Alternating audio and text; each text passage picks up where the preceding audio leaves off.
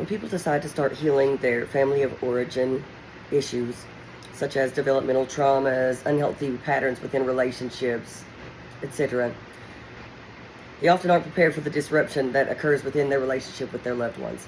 Because as we start healing and reconnecting with our more authentic self, which is a lot of what healing is, regardless to what the problem you perceive to be is that the healing is reconnecting and creating a better relationship with ourself.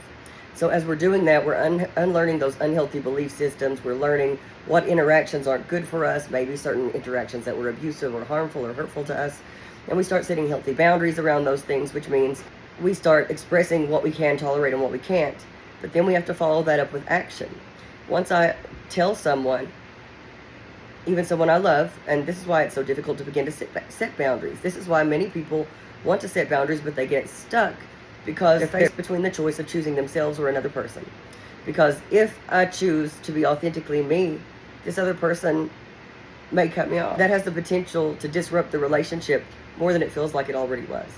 And even though the relationship maybe that we have prior to healing is not an authentic relationship and maybe not even fulfilling because it isn't connected with our authentic us, it at least is a relationship.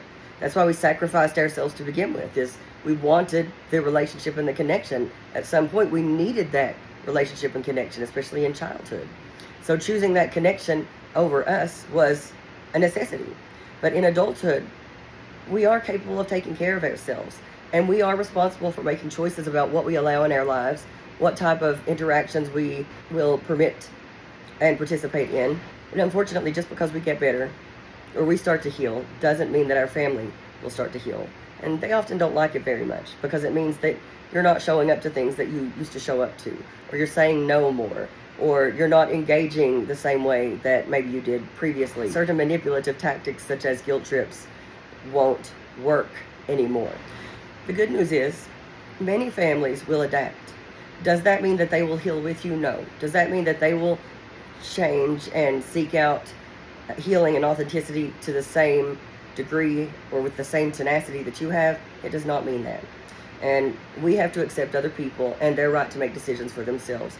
Just like I want others to accept me and my right to make decisions for me, I have to offer that back to others. And if other people choose not to heal, I don't get to decide that's right or wrong. That isn't up to me. That's their choice. They're the authority in their lives, just like I'm the authority in my life.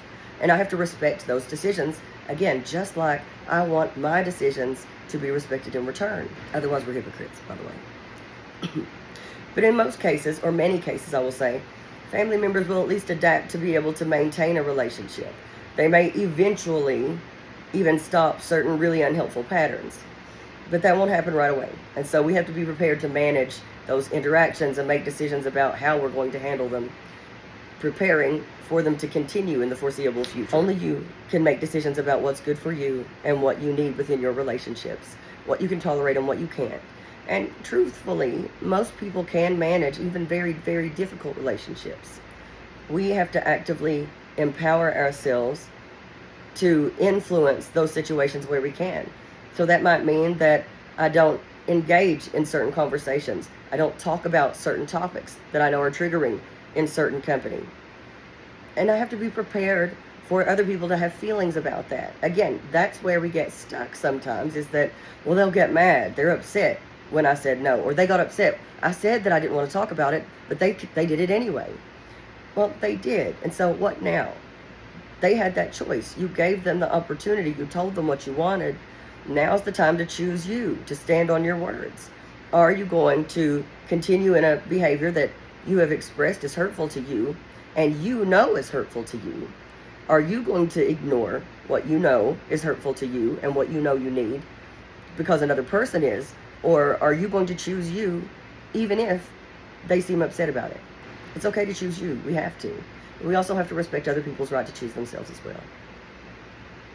Happy healing.